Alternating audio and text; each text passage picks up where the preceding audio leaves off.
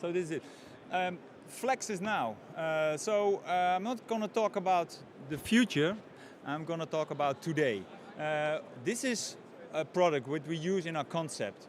And during this presentation, will take like 50 minutes. 3 of those devices will be installed at our customer's house. So you can then say, oh, well, 3 of those devices. But we do this every hour, every day, every week. So we ramp up with thousands of those units per month, which means that we let grow our flex capacity of 2 megawatts per month. So that's the story we want to tell. Flex is not tomorrow, flex is today.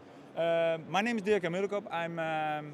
I'm responsible for finding new partners, and new concepts and new markets. I'm glad to be here. Just give a snapshot what we do as Peeeks. Maybe you don't know the company. Maybe you know the company Eneco. Eneco is a large energy retailer in the Netherlands. We are 100% subsidiary of Eneco. As you can see, we really believe that there is a room for brains in the house. Especially when we look at Germany, we see people invest in PV plus a battery, in all electric heating, and they think their next car, of the car after it, will be electric. All those energy flows in the house are not optimized at this moment. And it's not only about optimizing from a cost perspective, but also from a self-sufficiency perspective. That's why we believe in a home energy management system. Shorter is it in HEMS. That's what we offer, and you can find on the right-hand side, you see what we do together with Tesla, Powerwall 1 and Powerwall 2, what we do together with companies like Lichtblick and Audi. We bring solutions to have, to manage all those energy flows and optimize the energy cost for an end customer. Which also is nice that sometimes you can also use this home energy management system to have a part of the capacity to bring it in a virtual power plant. And that's our specialty, what we do. So that's the background of Peeeks. On the where you can see the arrow, today's topic is about this simple solution. And we're going to talk about, I think it's one of the most, sorry to say that, if you are talking with your family, energy is not very attractive at this moment. So it's still like a commodity. And then hot water storage boilers are even, I think, the lowest involved products. But you can make them sexy, and that's what we did. So typically a hot water boiler has a 24 hours, so it's always on. It reaches a certain set point and then it goes off, or it is steered by the grid operator for off-peak and peak times. So what we do, we place this module. You can find it at a booth if you want, and have a discussion about this. So we place the module. It has its own connectivity, so no worries about the home network and a Wi-Fi code which disappears from in the family. So it connects to the Peeeks platform, and then and it starts. After a month, we know the profile of an end customer, and then we can bring in savings. That's what I'll explain later. We do it together with Eneco, the energy supplier I just told. It's also the mother company of Peeeks. We do it together with T-Systems, the connectivity partner, and with TWG, the maker of the module. Probably the next question you will have in your mind is, okay, that's a lot of partners, and is there enough money to save? Is there money or enough revenues? I will explain this.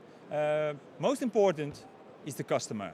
If I'm talking to a customer, I'm not doing it myself, but if you have to convince a customer to use his boiler for this flex case, the first question he asks, what is the savings? If you ask any company here, is the first question I get is, what's the cost of the module and what are the savings?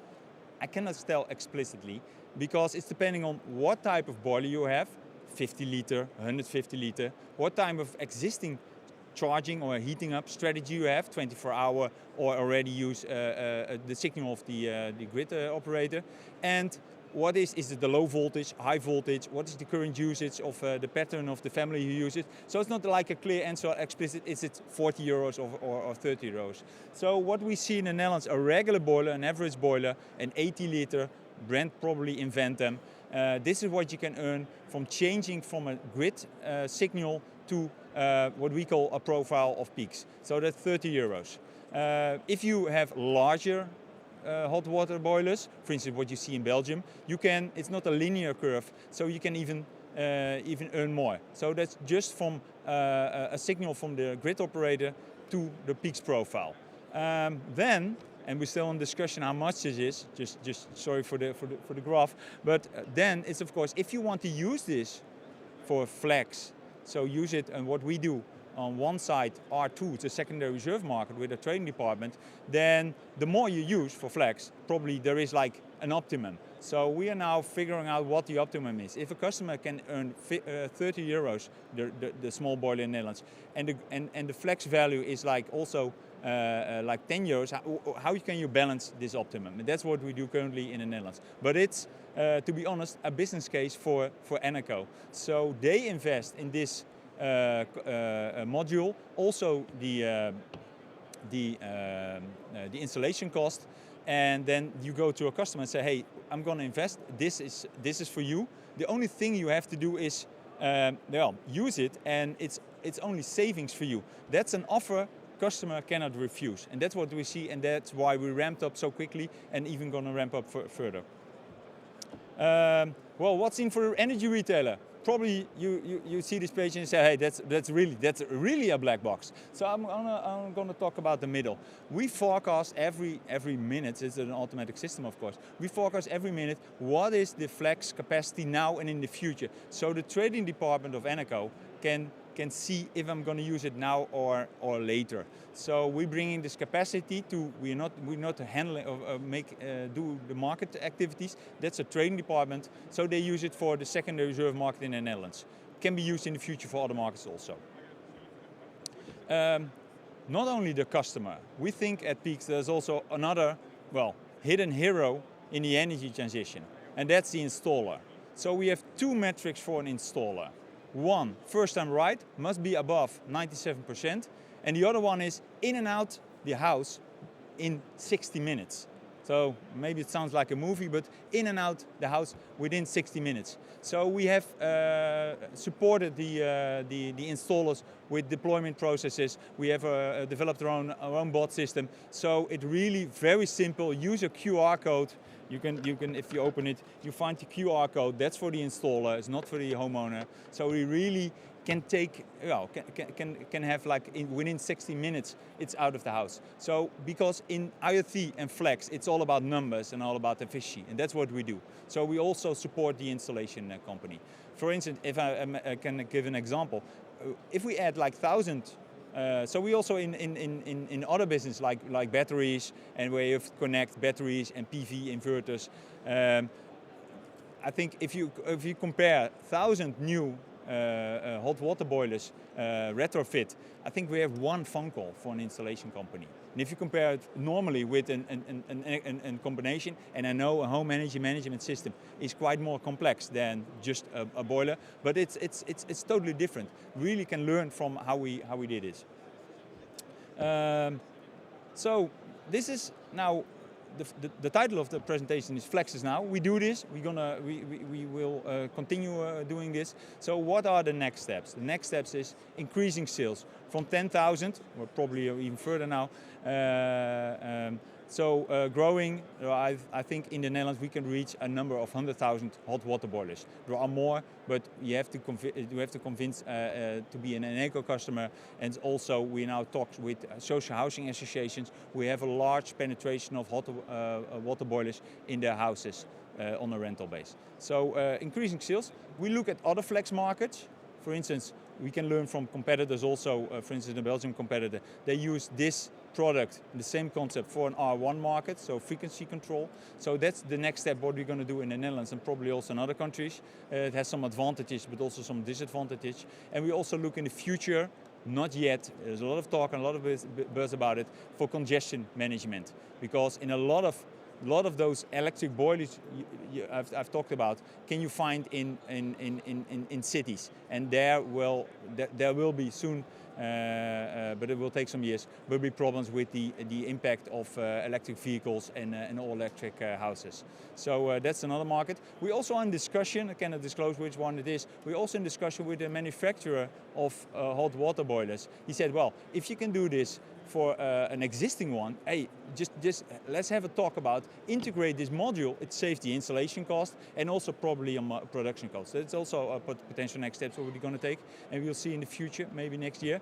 And of course, working with other energy companies in the Netherlands, as we are allowed as Peeeks to do this, but also in other countries. And the last one, yeah, we talk always about money and what can you earn and about business case, but there is really an energy saving aspect, so a less carbon. So if there are any promotional partners, we would like to discuss with them.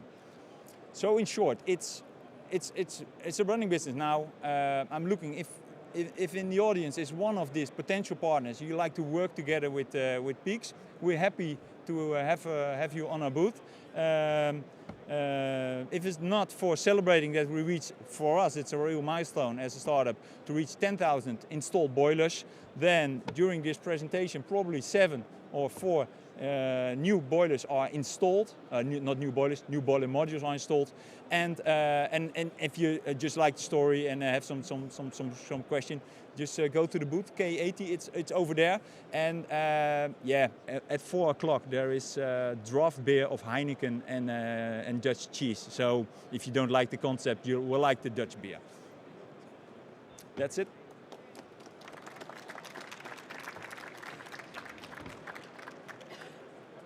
Thank you very much, Dirk. Excellent example. Electric heating boilers providing congestion management possibly, and secondary reserve, yeah, plus savings to the consumers. Excellent. So any question for Dirk?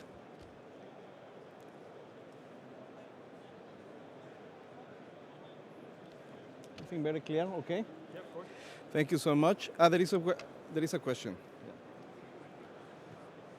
Hi, good morning. Hi. Yeah, can you hear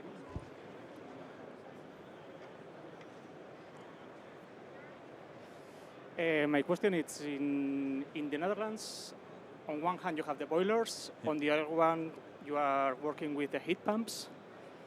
So what's the situation in the development of the country? So which segments? Yeah, first, very good question, and also that you ask a question, because if you look at the discussions, there are a lot of just one-side presentations. So thank you very much. A very good question. So we are like we did pre-development of this this boiler concept like 2 years. So we learned a lot about patterns of families, how they use their hot water, and also everything else in the house, because we focus, as I explained, on home energy management system. So we also work with heat pumps, and there are 2 reasons. One, that all our algorithms and the DNA of the company Peeeks is in let's optimize everything in the house. So that's one aspect. And the other thing, because I'm not sure if you know it, but there is like the Netherlands have natural gas, but we also have well, we do not hate it, but we get rid of natural gas. So in all new built houses, it's not allowed anymore to have a natural gas, and in the future it will be, well, it will be less a gasless building environment. So that's for us a reason as Peeeks to also join projects in this domain. So we work together. And there is one subsidy proposal can be announced today if yes or not. But we work together with companies, not only Eneco but also with Social Housing Association, where we work together to optimize the energy cost of heat pumps. And to be honest, I think there's a lot of buzz going on. So if you look at a heat pump, there's a lot of flexibility in it, but there are 2 things. Maybe it is not that much only in the boiler, there's one aspect. And the other thing is, I see a lot of, and I can imagine, heat pump manufacturers who say, hey, yes, what you do with the boiler on-off, it's a simple relay, it's electricity. But what you do with the compressor of my heat pump and my guarantee of 15 years, well, I'm going to protect it or I work together with you. So it's not, they're not as open as boiler manufacturers. So, but yes, we're also focusing on it. Good question. Maybe a follow-up question, Dirk, because I met you like 2 years ago with a different hat, the CloudNet hat, which is basically a similar business model, but with behind-the-meter batteries, right? So in Peeeks you provide also the services for a household who has their rooftop PV behind the meter battery. They have an electric boiler. Yeah. So this module plus optimizing also the behind the meter battery, looking into providing possible services, more savings. So you also provide the whole package, or? Yeah, I can elaborate on that. Yes, 2 years ago, I think it was in Amsterdam, I talked about CrowdNet. We worked together with Tesla and LG Chem and SolarEdge about a virtual power plant based on investments of homeowners who invest in a battery. And you really talk about front runners there because, well, there's no need in the Netherlands. We have net metering. And we believe then that in a few years' time, net metering will be phased out. That never happened in the Netherlands. So we shift all the attention from virtual power plant based on batteries to Germany, where we work together with Lichtblick and work with Audi. So and in the future also with individual installers. So we change. So you have to be fluid as a startup, although we're part of a bigger company. So we focus where the business are, because if people invest already in a battery, then it's easier to say, hey, you should have like a grid connected or a grid conscious battery. That's what we do. And what I learned, it's a personal note, what I learned, retrofit is so much easier. In all ways. Like you don't have to tell a customer you have to invest. It's like, hey, this is for free. The only thing is for you is savings. Where can I sign? It's an offer you can refuse. And that's very good, and I really like concrete results in the energy transformation. Thank you so much, Dirk. One more question. Yes. Thank you for your presentation. Just one question. So you presented us the boilers, and you have project with EV and so on. How do you use artificial intelligence and big data to have a more broader perspective of the consumer behavior and maybe to have more efficient power of virtual power plants? Yeah, great question. I'm too bad I'm not the tech guy, but the business guy. Sorry. So hopefully my answer will be sufficient. So a lot of our development team. So we also have a development team in Lviv, where that's Ukraine. So there's a lot of attention for the concept you explained. I'm not an expert in it, but we have so much data what you can learn from a family and what you can forecast. So there's a lot of things you mentioned like AI, what's involved. But we are just so we're focusing on what I just explained, concrete results, where we really savings and flex, and that's the combination, and step by step we grow. But as you explained, if you talk about the total home energy management system, you have to be aware of all the data, but also about forecasting. It's not only for yourself, but also for the feedback of an end customer. He really liked what's going on. I've invested, for instance, the example in Germany. People invest like 30,000 euros in energy or finance, 30,000 euros in energy device in houses. At least what you can give them is like feedback, what's happening at the moment. And that's the first step. But we'll grow in it. Yeah.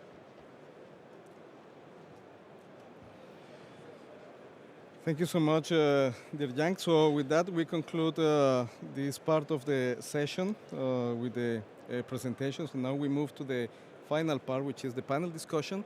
So I would like to invite to the podium Mrs. Lynn Kamp from Energinet, Mrs. Sandrine Valadon from RTE, Mr. Antonio Lopez Nicolas from the European Commission, and Nicolas Piot.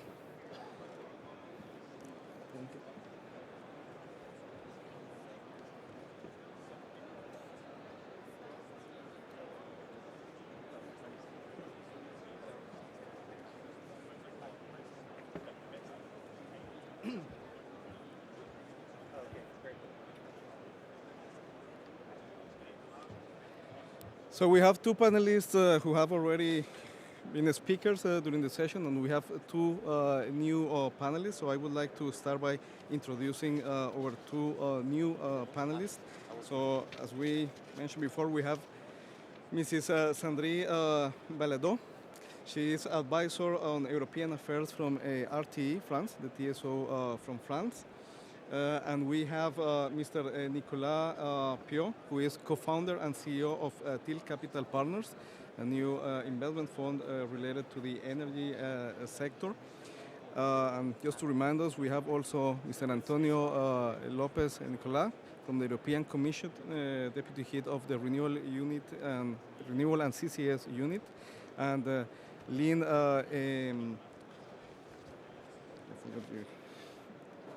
Lindkamp from Energinet, who is a specialist in market development and electricity flexibility.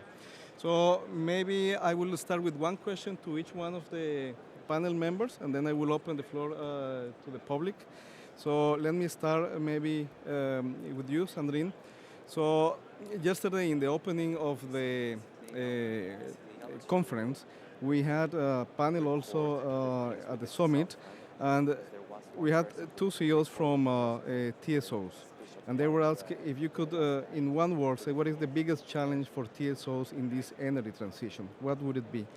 And one answered infrastructure, and the other was complexity of the system. So I wanted to ask you also, do you agree these are the main challenges for the TSO, or do you see other challenges for the TSO, and how to overcome those challenges to, let's say, have the TSOs as a great contributor to this energy transition while keeping your responsibilities of operating and maintaining a reliable electricity transmission system?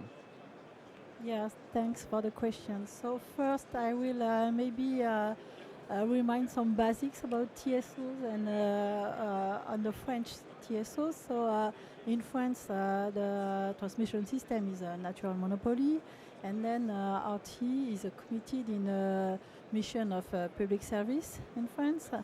And so it develops, maintains and operates the networks in a transparent way and in a and is very regulated. So this is the first point. Yes, as was said yesterday during the opening of the summit, I think most of the actors and today and for all this summit agree that the target of 2050, so net zero carbon emission, is achievable. We will find ways to get there. The question is how we will get there and how will be the way. And as TSOs, and especially because I'm speaking for the French TSO, we are kind of worried with the transition. So let's say the 10 coming years. So we plan to organize a high-level conference next year with other TSO just to recall what is at stake for the transmission system operators. We think that the 10 coming years will be very challenging and increase the vulnerability of the system and in the whole. And as was explained by Irena yesterday in the summit, we will need flexibility, and flexibility will comes from four major, let's say, sources. It will come from the market design, from the business models, from the consumer behavior, and from the system operation. So as TSO, let's say we are responsible mostly of the system operation. And what we see today is that we don't have control on all the aspects of the flexibilities and this transition. For instance, we are worried with the very fast change of the energy mix and the phasing out of traditional energy productions. So this is the responsibility of the member states. So we want to warn the member states to be careful with the phasing out of some productions, some major productions, and to coordinate themselves. Otherwise, we will have troubles with managing the system in the short term. We have another issue as infrastructure developers with social acceptance. So we are not responsible of social acceptance. We can facilitate it, but we have some issue with that, and so we would like to have, for instance, a more secure legal framework for recourses regarding our infrastructure, maybe in having a clear view on the legal delays and treatments of the recourses. And we don't regulate the markets or define all the rules of the markets, and something that is very important for us is that the markets follow the physics, and because the other way is not possible. So we want to insist that the physics of the network must be taken into account when we design the markets. And the last point that we want to recall is that it's very important for us, and especially for RT, which is an integrated TSO, that to maintain the synergies between the network development and the network infrastructures and the system operation. Because we believe that this provides a better security and agility of the grid. So we want to insist on that point. Finally, facing these challenges, the TSOs, we are proactive. Obviously, we don't wait that solutions come from elsewhere. And for instance, for the French system operator, we developed a 10 years development plan that was just published recently, released recently. And we invest in digital transformation, of course, like all other TSOs. So for RT, it's about 3 billion euros for the 15 coming years. We search for flexible solutions. For instance, we propose to keep 0.3% of the renewable energy, and this allows savings at about 15 billion of savings over the 15 coming years too. And we invest in R&D and several projects and data platforms, because we will need lots of data platforms.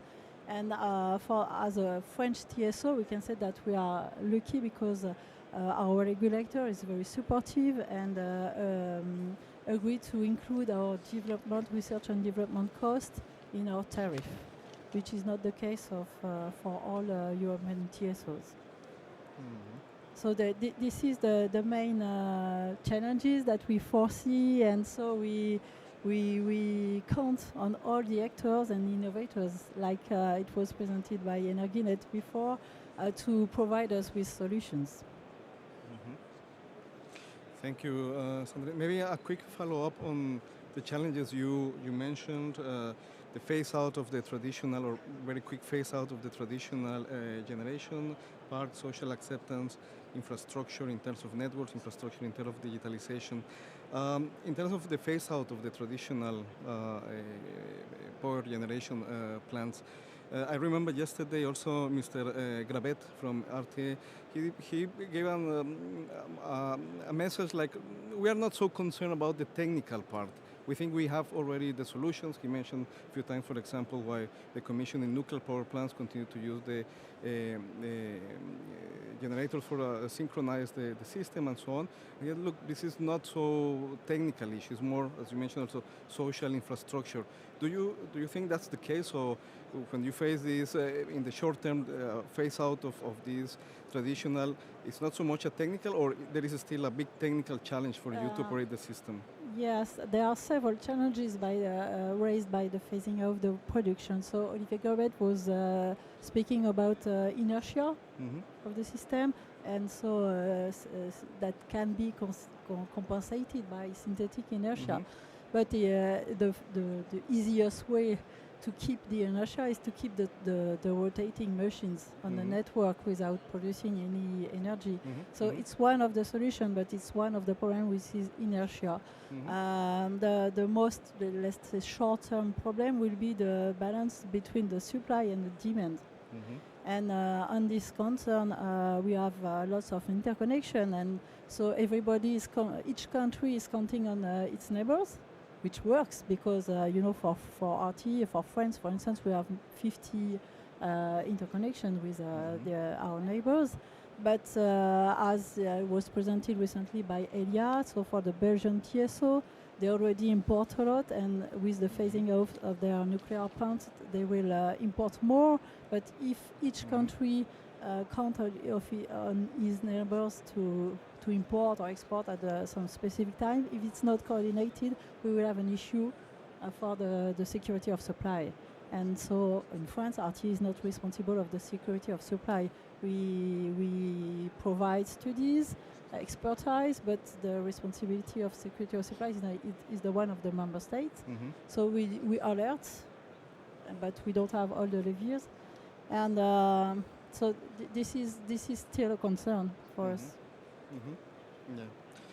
Thank you so much, Sandrine. Now I'd like to move to Nicolas.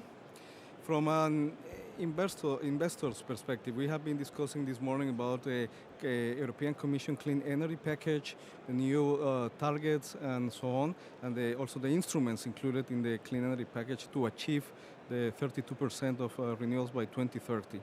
Do you think that this policy framework gives investors the security they need to invest? There is still a massive need of investments, not only in renewable energy, but also in infrastructure, physical, electrical, as well as digital infrastructure.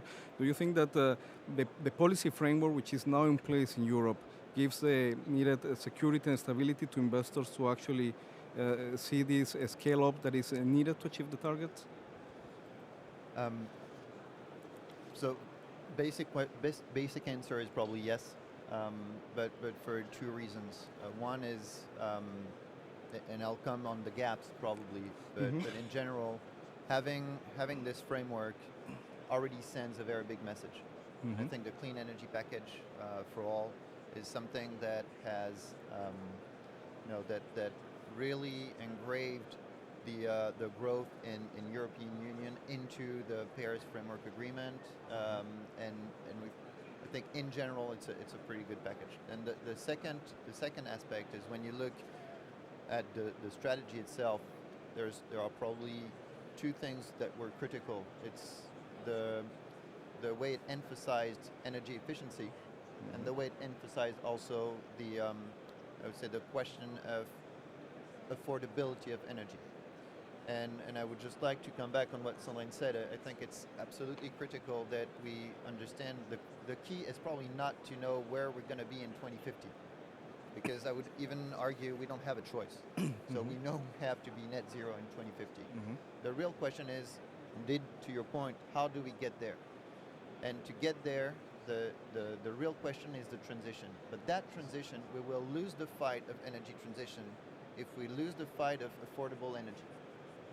And to us as investors, this is critical, because if we embark into investments that are then threatened by social acceptance, which, to be very clear, is something that would also be legitimate.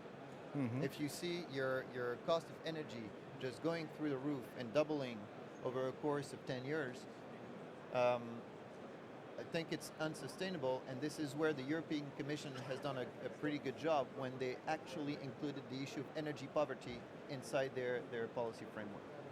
So in a nutshell, yes, I think it's a good framework. Can it be improved? Of course, and any policy can be improved. I think if we had to, as investors, if we had to look at gaps or things that would give us a higher certainty when we invest, I think very clearly a reform of the CO2 market is critical. There was some very good signs with the backloading and the market stability reserve, which provides a much better clarity on the I would say on the priority given by the European Commission. But having a minimum price is probably a critical element. This would give us a lot of visibility on investing in clean energy. Second aspect is probably energy efficiency, and it's a key topic in the clean energy package, but it's also recognized that it's where most investment is lagging behind. We need triple the current investment in energy efficiency. It's around 40 million, a bit more, and it has to be brought up to 110 in the new framework of the European Union. But I don't think the framework is completely there. There's the European Directive on Energy Efficiency. There's the energy efficiency obligation schemes. But actually, this is something that is left to each individual member state, and it's very hard to come across something that is actually, I would say, cross-border, and so you can develop energy efficiency schemes all across Europe easily. For investors, it means that you invest in a company, and generally that company is very efficient in its home market, not necessarily all over Europe. And the third thing is probably around legacy assets. Again, it's a physical world. It's not digitized. It's not dematerialized. It's a physical world, the energy sector. And today, if you want to have an impact, you need to have an impact on the existing asset base of buildings, of factories, etc. I think on this there could be a better support for initiatives from the regulator, providing extra incentives on energy efficiency. Again, I think this is probably a critical element. And maybe one last point. One thing we regret as Tilt, and my two partners are here, Nicolas Lepara and Nathaniel Krevin, we're former Engie guys, but we think we really regret that the taxonomy has excluded so abruptly gas from the solution. To your point, I think if we don't have spinning capacity in the next 10 years, we're going to see prices shooting through the roof, and we are going to have issues around affordability. Let's kill coal. We need to get rid of coal. This is the enemy of the next 10 years. We need to, and the European Union has done a great job with the coal transition initiative for regions that are absolutely reliant on coal. We need to get rid of coal, but gas is certainly a part of the solution that goes along with renewables in the next 10 years. Then we'll see. Thanks, Nicolas. Very concrete points, suggestions for carbon price, more on energy efficiency, legacy assets, and still spinning reserves, important role on the affordability at the end. Maybe I would like to come back to you, Nicolas, quickly on the energy efficiency part, because I mean, those who have worked in electricity and energy, we hear about the benefits of energy efficiency since ever, no? And it never happened. The concepts of ESCOs and so on are so old, but still we don't see it happening. So from your investor perspective, you say, yeah, this is a gap. We are lacking. There is no one solution for every member country, but can you identify some like good practice or a commonality that can actually try to push a little bit investments in energy efficiency? Because for renewables, it's critical as well. If we don't have energy efficiency, the share of renewables will have no impact. We need both. So what can we do with energy efficiency? I'm not even sure if I had the solution, I would give it here. I would keep it for myself because I'm very greedy. But no, I think we're struggling, very frankly.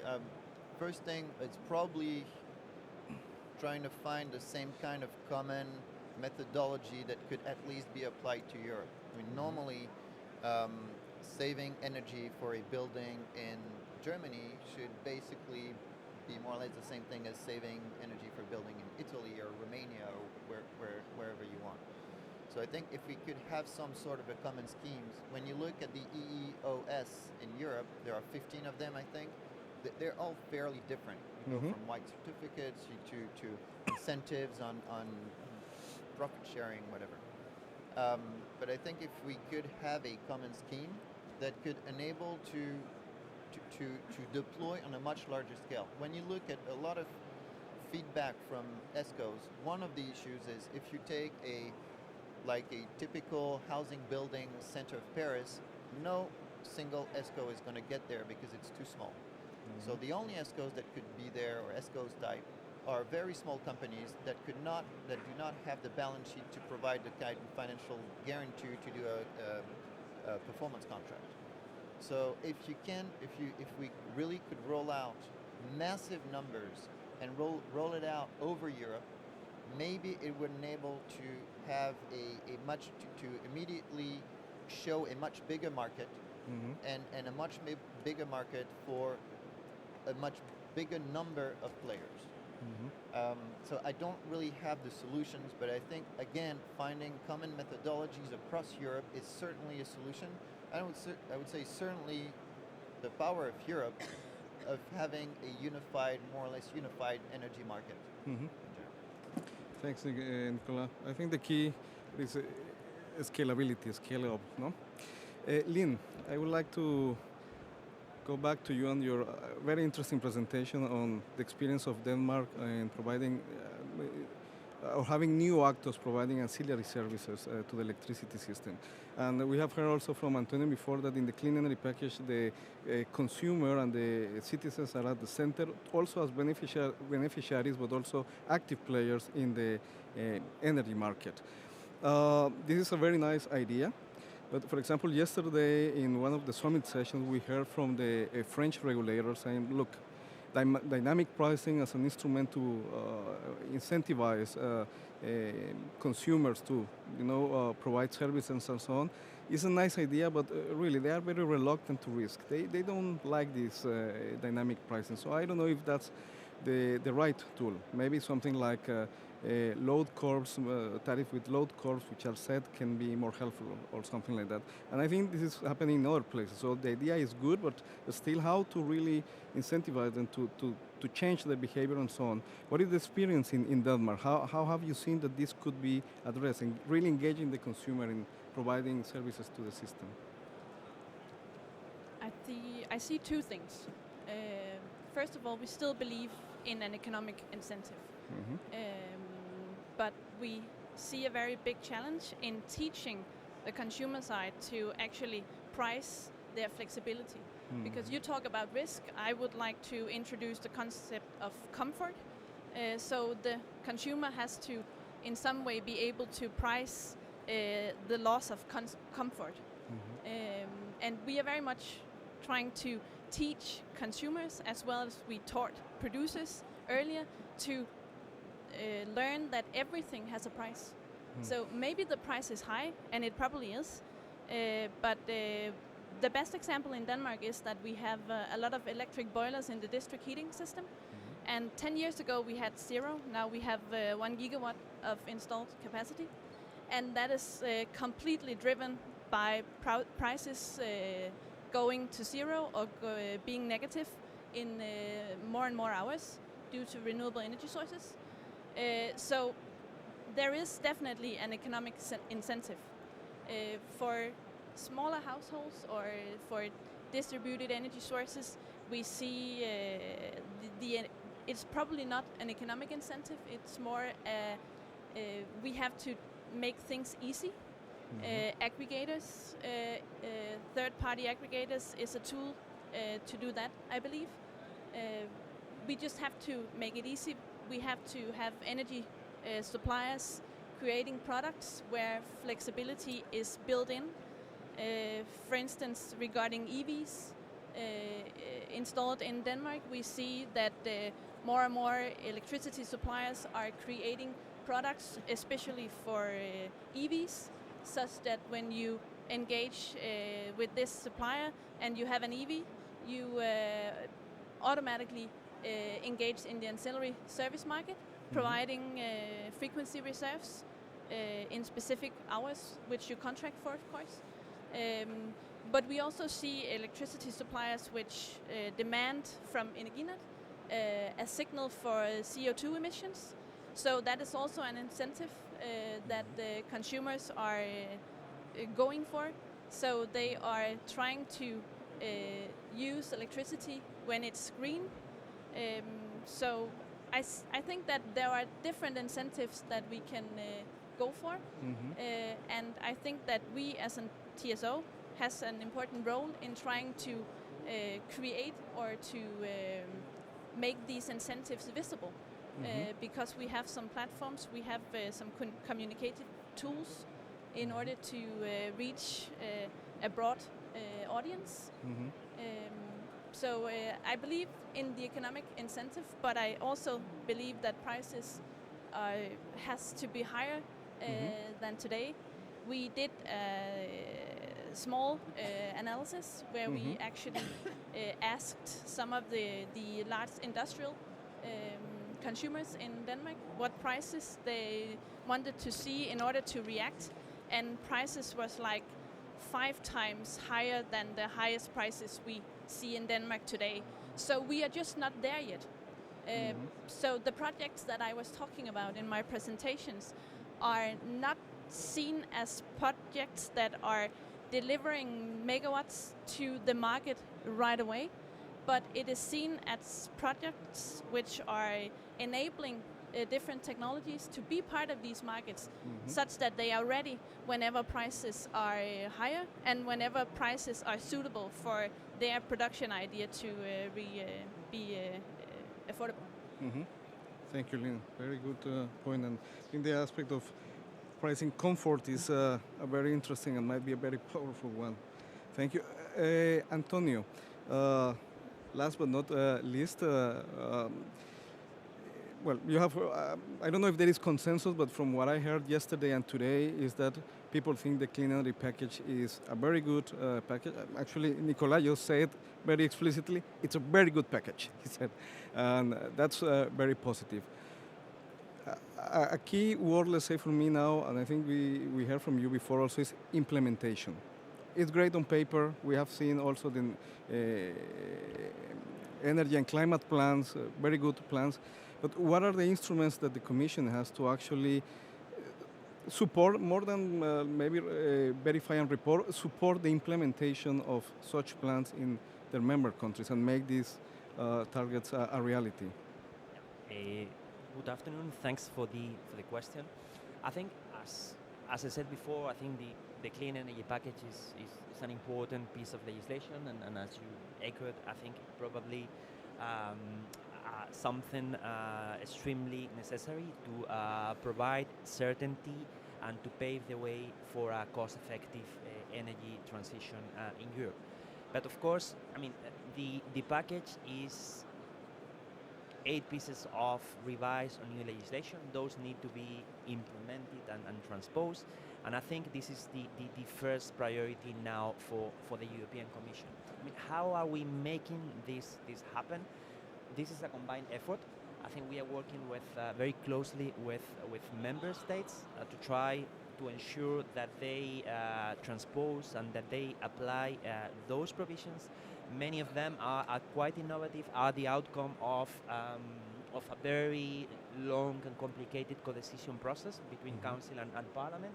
So there is a need to guide this process in the best possible way, so that the outcome of this implementation process is what we need, because we have no time to lose. The first step, obviously, in the implementation process are the national climate and energy plans. Those need to be resubmitted by member states by the end of the year, taking utmost account of the Commission recommendations. So we made some recommendations in the month of June this year, based on the previous drafts submitted by member states. So those are extremely important, because it's not only about the numbers, and now there are currently in the member states' proposals gaps for both energy efficiency. There are 6%. I mean, the addition of the numbers of the contributions proposed by member states, they are like 6 percentage points behind the 32.5 target for energy efficiency. And for renewables, the gap is smaller, but it's still substantial, 1.6 percentage points. So member states have pledged to do 30.4 and 32 instead of 32. So there is a process to try to solve those gaps, but it's not only about the gaps. It's about the measures that member states will use to achieve those contributions and to achieve those contributions in a cost-effective way, because the point of cost effectiveness is quite important. I mean, if we want to be successful in the energy transition, we need first to make it cost effective, so that citizens really see a benefit for themselves on having a decarbonized energy system, that our industries can remain competitive vis-a-vis the rest of the world, that we are able to deliver those competitive prices, and of course that we leave no one behind, that we have specific policies for those suffering the potential consequences of the energy transition. But if we are successful with renewables and efficiency, I think we will solve a big part of the problem, because we will consume less and we will reduce potentially the final energy prices. Again, on the energy efficiency part, Antonio, Nicola mentioned also about gas, no, and the importance maybe as a transition fuel to, let's say, constrain the cost and maintain affordability. But I think you have a good point also, and is that, of course, gas consumption and in general thermal has to go also hand in hand with improvements in energy efficiency, no, and massive reduction of that. You said, okay, with renewables and energy efficiency, we can achieve that. So you still think that if we really achieve the energy efficiency target that you have, also in the heating and cooling sector that you mentioned is 50%, still we can secure, or let's say assume that we can really phase out all types of fossil fuels by the mid of this century? Yeah, I mean, first, I think when I speak about energy efficiency, I'm not only speaking about energy savings in final energy consumption. I'm also speaking about having a more efficient energy system across the board, and being able to use, I mean, to decarbonize the different end users with the more efficient solution. I'll put you an example. I mean, for low temperature residential heating, the solution could be heat pumps and not going for burning hydrogen that you blend into the gas grids. But for other end uses of energy where the carbonization is more difficult, I mean, the solution could be more gases or renewable gases. I think on the gas on the gas front, I mean, we are really convinced that that gas will play a role in the transition. That gas will have to decarbonize. That we are not starting from scratch. We have already a relatively important share of renewable gases, biogas. This is in our prognosis with the long-term strategy. I mean, those renewable gases are expected to grow exponentially and replace little by little natural gas. There would be a combination of biogases, but there would be also, I mean, gases produced from renewable electricity that could play a role in that solution. Thank you, Antonio. I would like now to open the floor to the audience for questions. So please, if anyone has a question for any of the panelists. Panelists can also ask questions to each other. If not, I still have many questions. I can continue, but I would like to give the chance to others as well. Maybe while you think on your questions, I have one. Maybe for Sandrine, is also in the targets that we have seen from the European Commission and the Clean Energy Package, there is also the one on interconnections, no? 15%. And we know the challenges in Europe about already some congestion and so on and so forth. So the question is about investment, no? And I think ENSO we had some like a 10-year plan with a few billion, euros needed for investment. Do you think that you as a TSO are ready to go for those investments? Do you need some support, some instruments, mechanisms? How this money will flow, let's say, to actually make these investments happen?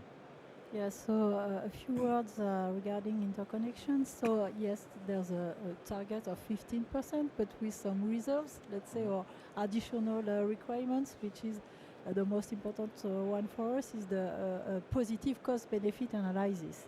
Because the goal is to have affordable energy for the end consumer, and so we need interconnections, but not for whatever cost, and not if they are not economically efficient. So this is the first point. We are developing interconnection in France with Spain, with England, with Ireland, and financing is not the main issue, because with CF funding, we have financing, and especially from the European Commission, and we thank the European Commission for that.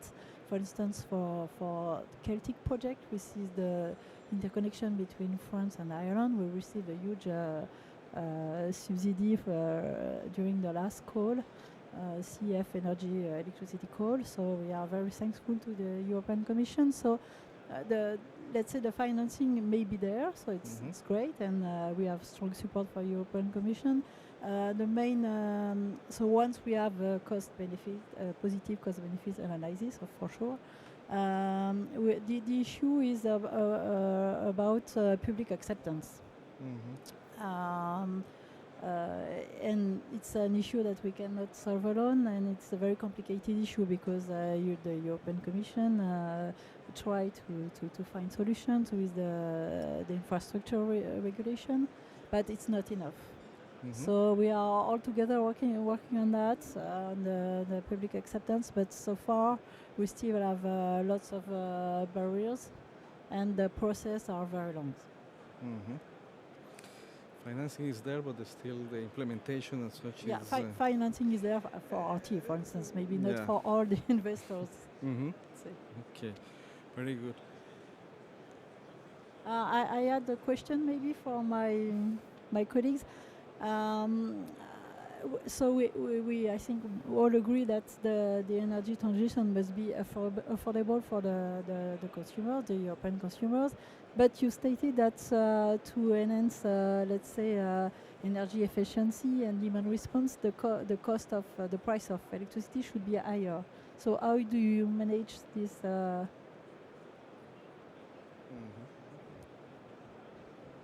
That's a good question.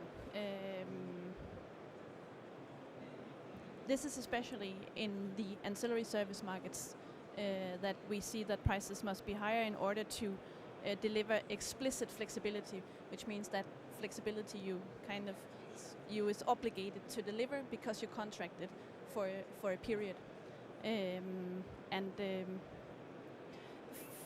that is supposed to be balanced in the imbalanced prices as well. So it is more or less a zero-sum game in some of the, but that is definitely a challenge. And I was actually wanted to add something to your first question, because we are in Energinet, we are looking very much into 3 dimensions when we talk about the green transition. We have the green, the 100% green energy system that's politically given. Then we have a demand for a high security of supply, and then we have the affordability. And the part that we are struggling with is the affordability, because that's actually something that we can do something with. So we are trying to develop market frames, market designs, which have less barriers for new technologies, because maybe if those suppliers that we are, or consumers that we are talking to, which need 5 times the prices we see today, maybe they are not the best to deliver these flexibility services. So we are very much looking into getting the most affordable technologies to do this, and that is the open door thing that we are looking into. We want to get in touch with those who can actually do this cheaper, and if we are able to create efficient market frames, efficient market designs, then we believe that a competitive environment will drive those costs down and drive prices down, but still enhance flexibility. Thank you, Lynn. Antonio, you want to? Yes, I want to add something. I mean, when you first said it before, I strongly disagreed with what you said about that prices should go up. Now, with your explanation, I think I agree. I think it's important that flexibility has a price and that has the right price, so that it can contribute to balance renewables in the market. So on this I agree. On the overall question of electricity prices, I think electricity prices should be cost reflective and should generally, I think if we are successful with the energy transition and if we continue investing in renewable production, which is becoming under some conditions cheaper than any other way to produce energy. And if we continue doing the things in the right way, further integrating the systems, looking for energy efficiency and for digitalization solutions, I think we should be in a good scenario in the long run to have like cost-effective and hopefully cheaper electricity prices. Now, I mean, the question is how to get there, because when you look at the electricity bill, I mean, there are many things, and it changed a lot between member state to member state, but there are a lot of things that has nothing to do with the electricity production price. There are all sort of costs, and I'm not talking about the grids, I'm talking about, for example, the renewable support schemes that in a number of member states they are passed through the electricity tariff and starting to become a substantial part of the electricity tariff. I'm talking about taxes, levies, and all sorts of things that are paid by the final user.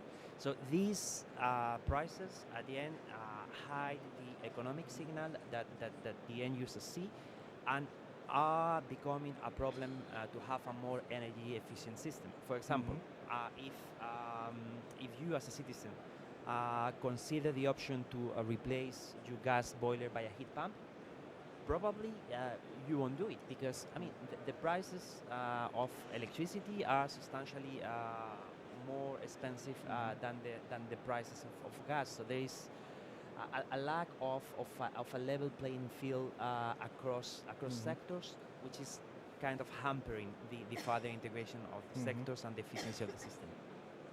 Thank you. But maybe, Nicola, because I think that was a good point. Okay.